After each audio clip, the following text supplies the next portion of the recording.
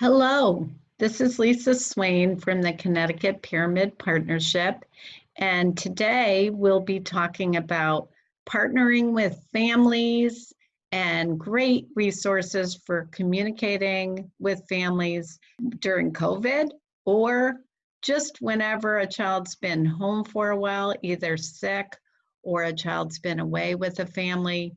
This is a way to support families and children when they return.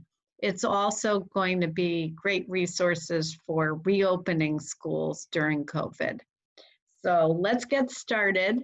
We're back at NCPMI, challengingbehavior.org. We'll bring you here to this website, and you're going to go to the resource library if you have a specific thing you're looking up. But today we're just going to look at the COVID-19 resources. And you go to the page, click on that, you'll see it right on the home page. And we're going to look at reopening early childhood programs. So that's going to be the very bottom one. When you click on it and you scroll down, you're going to see all of the resources available on the topic we're talking about today. So you've already seen this video on our Office of Early Childhood website. And now I'm going to show you some of the other things. We have Connecting with Families. This is the next resource. So we'll look at that first. And this is a tip sheet.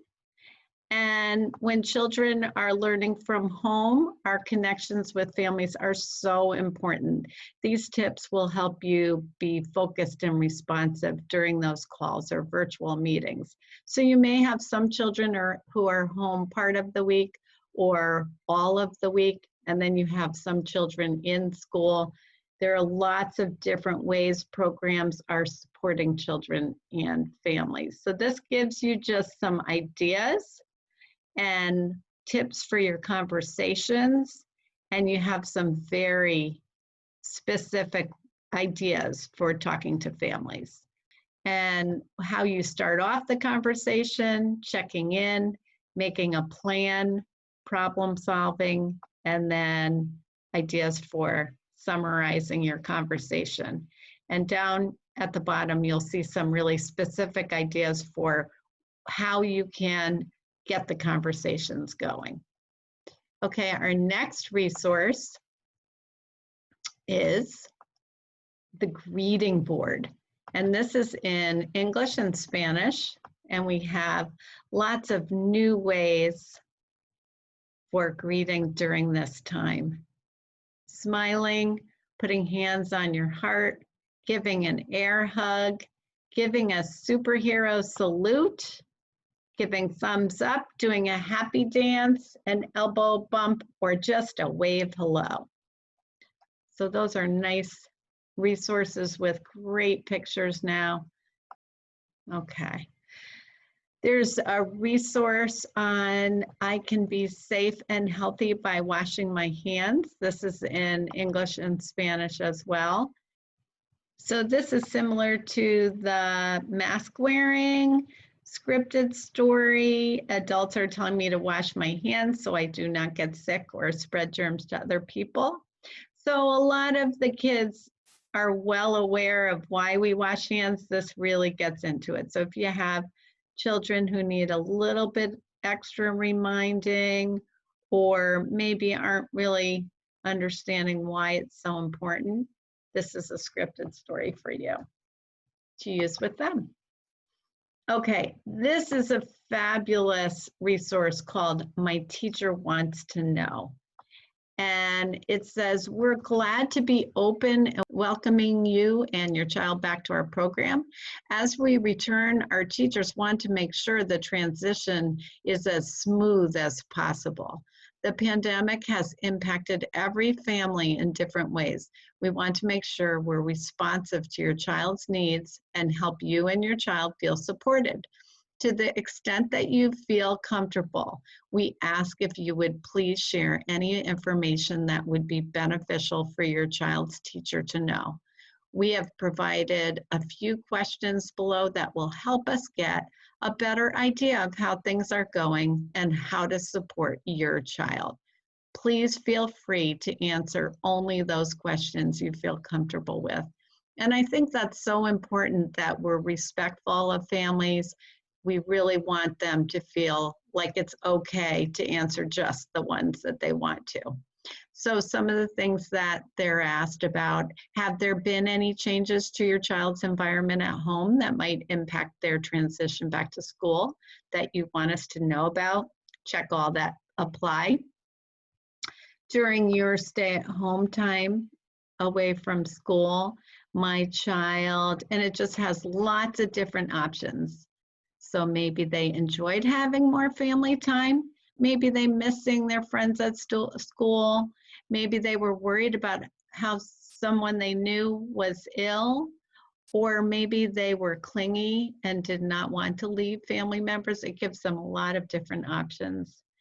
And I think this is nice too, because sometimes when you're asked how your child is doing, it's hard to put it into words, but this way you can read many different options and check all of them that apply. So the third part is we want to effectively support your child at school. What strategies would work best when your child experiences challenges or difficulties? And again, check all that apply. So engaging in a calming activity, maybe there's a specific thing that they can suggest, and then they give you lots of different options. The fourth area is how can we help you support your child at home? Do you need resources or support to help your child at home with any of the following? And you'll see morning routines, meal times, riding in the car, nap time, bedtime, lots of other options for that. And we have all the pyramid model resources for any of these that might come up. Then the fifth area, we want to be in touch with you and make sure you can share information with us. What's the best way for us to have communication with each other? Select all that work best for you. So again, you're being respectful of the family. What is their preferred way of communication? Is it email? If so, what's the best email? How about phone call? And you're asking them to tell you what's the best phone number. And same with text, notes from home, or a school app, which many schools are using. And then the last thing, if needed, please feel free to share any other information that would be helpful for your child's teacher to know about your child's time at home. So many teachers are finding this helpful in communicating with families and getting some really valuable information about how to help the child transition back to school, and just getting more information from families and really supporting that relationship with families and partnering with them. That's what's going to be best for everybody. Okay, and then we'll just go down a little bit farther. The My Teacher Wants to Know in different languages.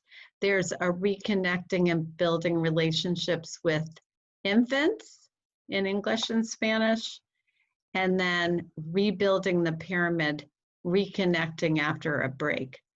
This is another really nice resource. And if you've been using the pyramid practices in your classroom, this goes through all of the different things that you learn in the practices training.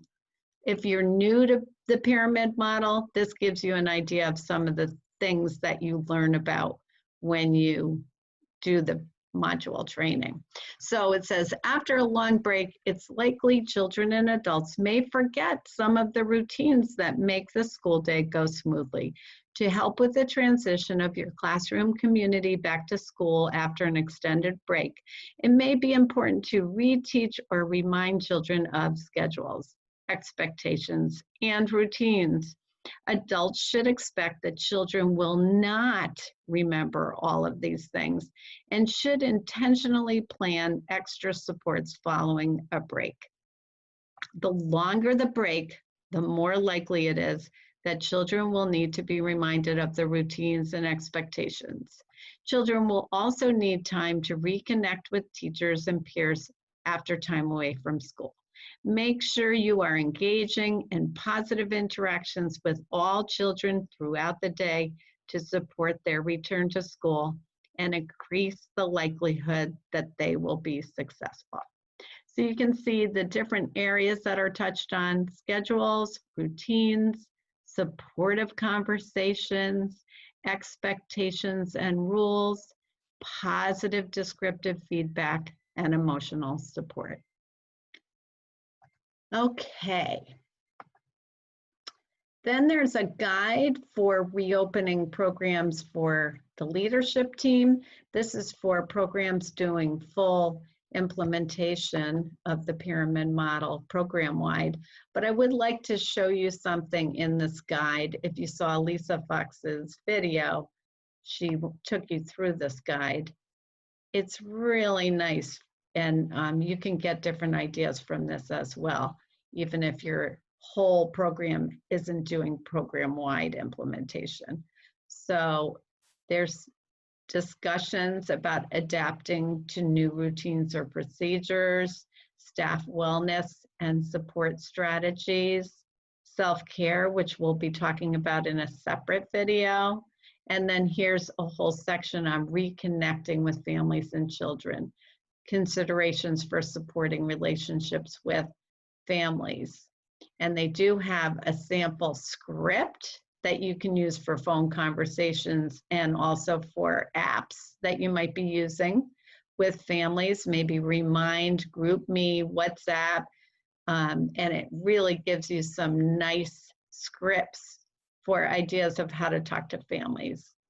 And then some of these I already showed you, more information on connecting and getting resources during COVID.